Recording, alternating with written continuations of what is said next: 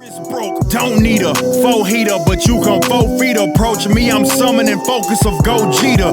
Slight work, so imagine me chilling when folks meet up, cause my.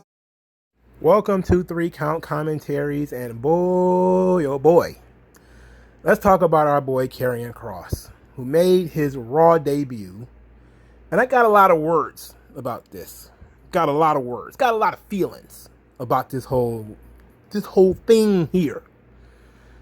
Now, for starters, they told us Karrion Kross would be debuting in the middle of Raw. So it wasn't like, right after they talked about John Cena will be on Raw, and guess what else? Karrion Kross will be debuting. It was kind of like, oh yeah, it's what? 8:45? Oh yeah, Karrion Kross will be here at some point. I mean, we'll figure it out when he gets here. When he shows up, we'll see. They didn't even let it be a surprise. They could have just had Jeff Hardy come out there and do the No More Words thing, and then, which was awesome. I love No More Words. I got into a bit of a conversation about his old theme songs, and I'm glad that we all agreed that Modest to the Top was horrible, and we really shouldn't be talking about it. It's trash. But Another Me is not bad. Another Me is the TNA theme. I think he did when he was he world champion at the time? I think that's when he came back to TNA, and he did the whole immortal thing and stuff like that. I think that wasn't bad, and it actually fit the character. But Modest, really bad. But No More Words is back. Everybody's happy. So they could have done that where Jeff did his entrance and clapped and got everybody happy for No More Words. And they could have sung and danced and everything, and then Karrion Kross's music came in as a surprise.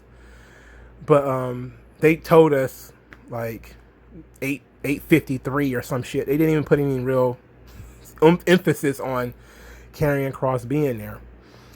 So Karrion Kross makes his entrance, and it's markedly different from his NXT entrance. There's no smoke. There's no Scarlet. There is no Scarlet. A disturbing lack of Scarlet, which leads to question, why is there no Scarlet? Why is there no Scarlet?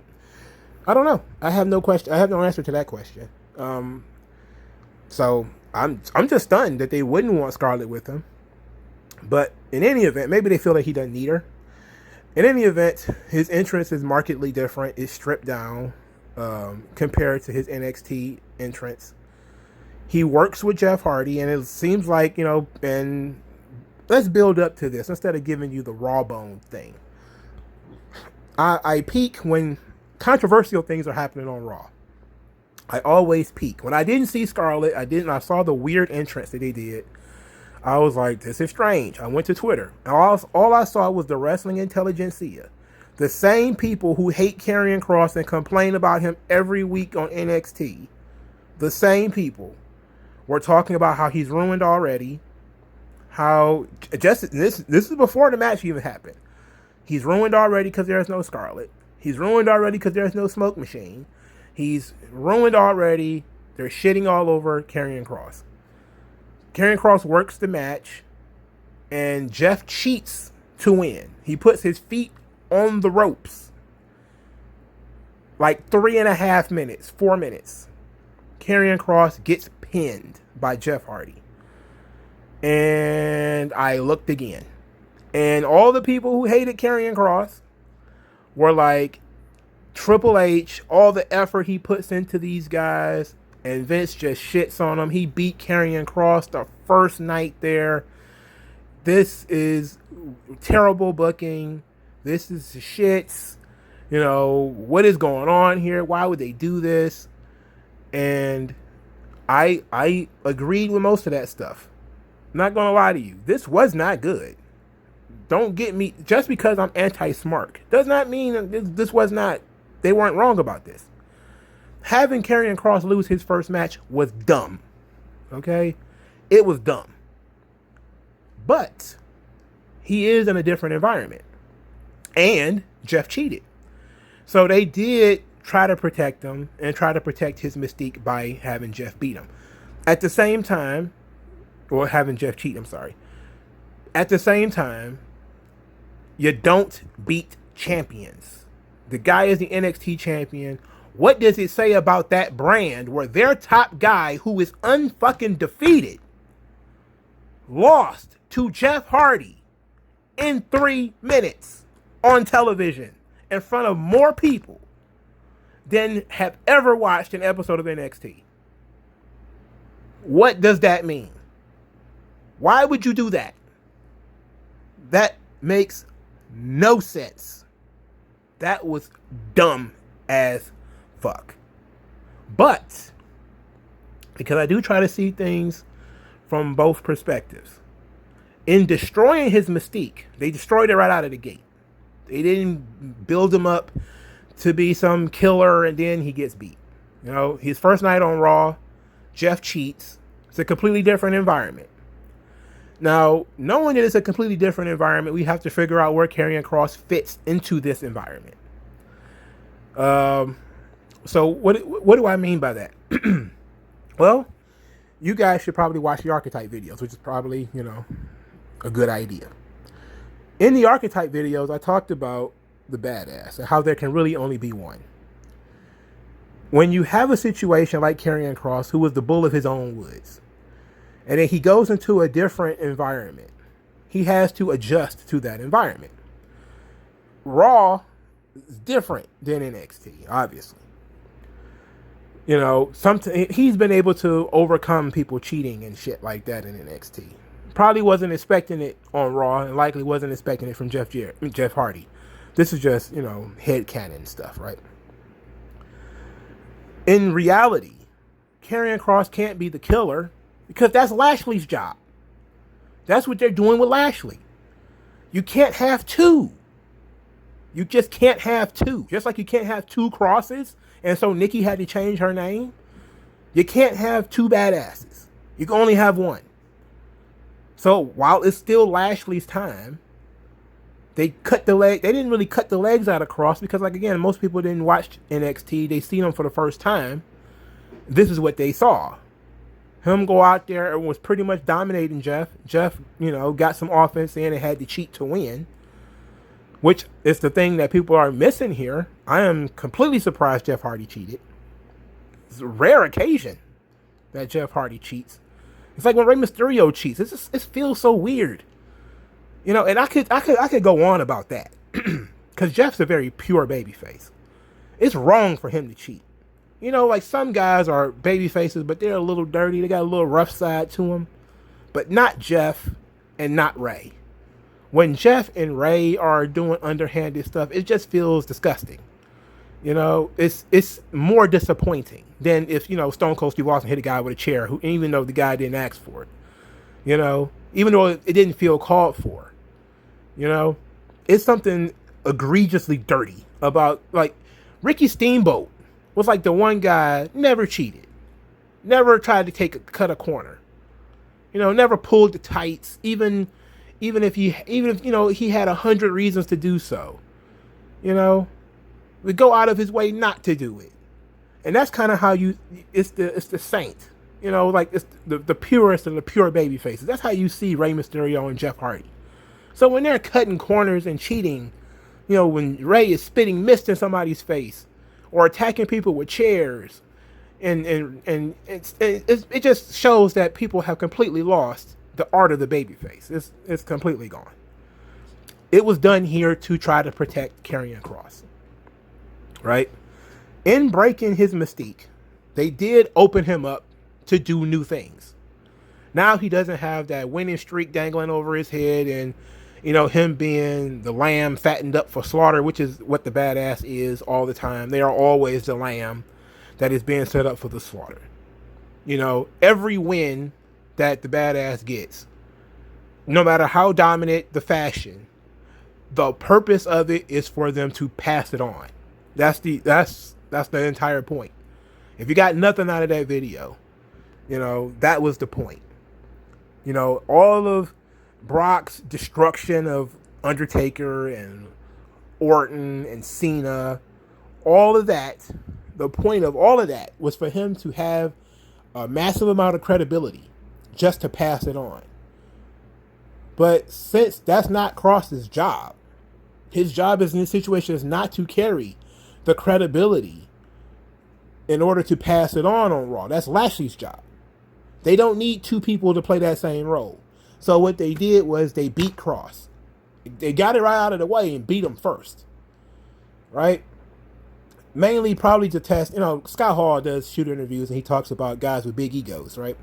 And he talks about, WWE when back in the day, what they would do, they would have guys do jobs. And in order to bust their egos. And Scott Hall, I think there's a shoot interview around here somewhere when he talked about that. That if you beat him, and then if he complains, beat him again. And there was Lucha Blog who was tweeting about AAA, Karrion Kross never losing in AAA, and then he jumped to NXT before he had ever gotten beaten, and then he was going to jump to Raw before he got beat, but he got beat the first night on Raw. First night they beat him. It's a problem. They shouldn't have done that. I will 100% take it to my grave. They shouldn't have had him get beat. They should have got Jeff disqualified. If he was going to cheat, they should have just gone the whole way with it. And Jeff did something, eye gouging. They fought outside the ring to a double count out or double disqualification or something like that. But I'm always on the camp of WWE makes stupid fucking decisions. They're stupid as fuck. But you gotta let it play out, Sometimes when you let things play out, you get a nice gem at the end. Sometimes you get a crushed fucking stone, and you're like, why? Why did you apply so much pressure to this thing? You broke it. Other times it's like, wow, you applied pressure to this thing, and a diamond was created. Thanks, good job. Like when they did to Daniel Bryan, they applied a lot of pressure to Daniel Bryan and made him a bigger star. They applied a lot of pressure to some other people and didn't go so well. So Karrion Kross' role on Raw is not the same as his role in NXT. Wins and losses are just storytelling devices. That's really all they are. And while it is foolish, absolutely foolish, to have a guy carrying a title and say, he's the champion, he's the world beater of NXT, all of a sudden, whoop, he loses his first match on Raw and loses in 3 minutes. I guess it's better than if he wrestled for 25 minutes and lost. Because if he can't beat him when it comes to guys like Kross, either you beat them in 5 minutes or they beat you in 5 minutes. You shouldn't need 40 minutes to come to a conclusion. That's kind of how I am with like Brock and Lashley and guys like that. When you're like this, and Kross isn't the biggest guy on the roster anymore. He's not the bull of the woods. When it comes to big guys, I don't think he's as big as Roman. He's not as big as Keith Lee. He's probably not as big as Lashley. So when you look at him from a size perspective, he's not the biggest guy on the roster anymore. You have to change his position. But I don't like it because you are, again, what WWE does, what the main roster does, is slaps NXT in the face. It's a complete demotion again and again and again of this brand.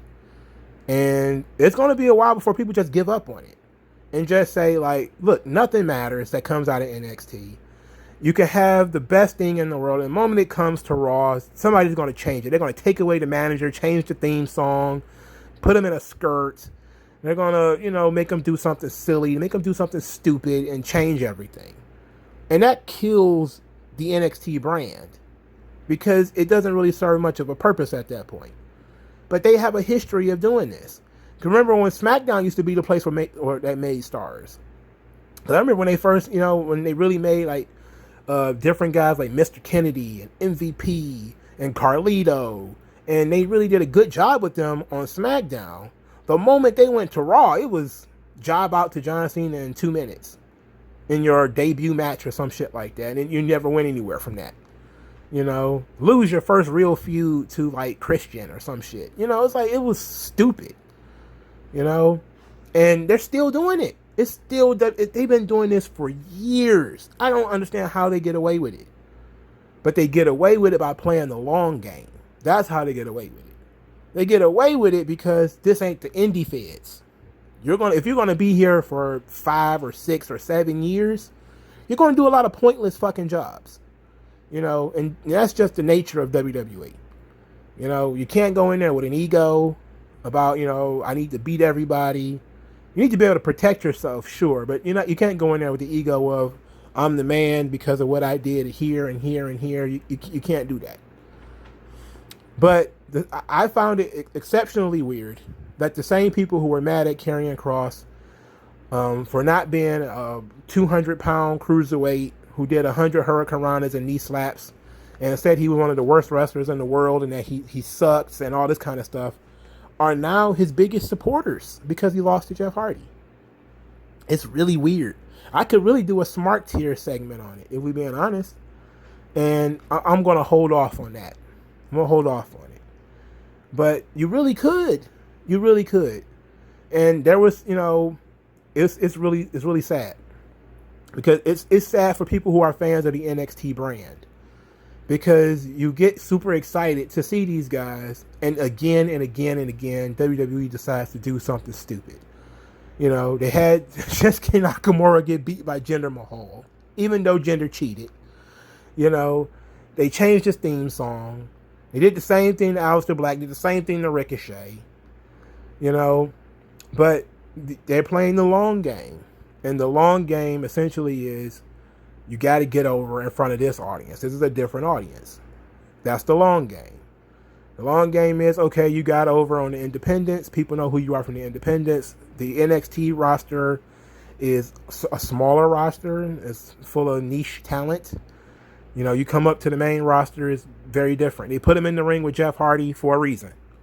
Not just because everybody knows who Jeff is and Jeff is a big star, but also because everybody knows that Jeff Hardy was, his theme song was coming back. People wanted to see if his theme song was going to come back. And they put him in the ring with Jeff for a reason. It's just unfortunate that he didn't get the courtesy of a double count out or a double count disqualification or something. But it's not over. So we got to play the long game. But I'll tell you, I don't like it. I've never been a fan of people losing their debuts. But at the same time, in 5 or 10 years, if he's a world breaker, who's going to remember and who's going to care? Nobody. Nobody's going to care. If he's, look at Charlotte. Charlotte lost her debut match on Raw. Nobody cares. Nobody holds that against her. Becky Lynch was a job guy for a year on NXT, on SmackDown. She did nothing but jobs. Ain't got shit to do with what she's doing right now. She's the most over female on the entire company. Wins and losses, it's just storytelling devices, man. And until you break from the mold, you're just floundering and you're just out there doing nothing. And it's unfortunate because I could go on and on. I've been at this almost 20 minutes already, and I haven't even talked about the concept of bringing up and Karrion Kross in the first place, which they didn't need to do. They didn't even need to do that because they had so many people that they weren't using. They weren't using Jeff. They weren't using Cedric Alexander. They wasn't using Shelton Benjamin. They wasn't using Damian Priest. They haven't been using him. Keith Lee was sitting at home forever. They weren't using any of these people. So why bring in Karrion Kross when you have so many people that you weren't using? There's just so much to talk about in this situation. But I chose to focus mostly on the fact that I didn't freak out when he lost. I was shocked, but I didn't freak out because I was kind of like, they beat Lashley last week. They pinned Lashley the week before this. So, and it didn't do anything because Lashley went on to not only destroy Keith Lee, but destroy Kofi Kingston. They're just storytelling devices, man. Just try to see what story we can get out of this situation. Doesn't mean I have to like it. Doesn't mean you have to like it. I don't like it. I think it's the shits. Not how I would have done it. But it is what it is, man. WWE does stupid shit all the time, bro. They do dumb shit, but whatever. Let me know what you guys think in the comment section below. Like the video, share the video, subscribe to the channel, donate to the channel in some way. I would prefer if you donate it via Subscribestar or send cash via the Cash App if you just want to buy me lunch or something. And I'll talk to you guys later, man. Peace out. your skin tone, so why attach yourself and piggyback the wealth you didn't earn or lack yourself? I'm telling you to own up to your own success and failures. It's a reason why these sleazy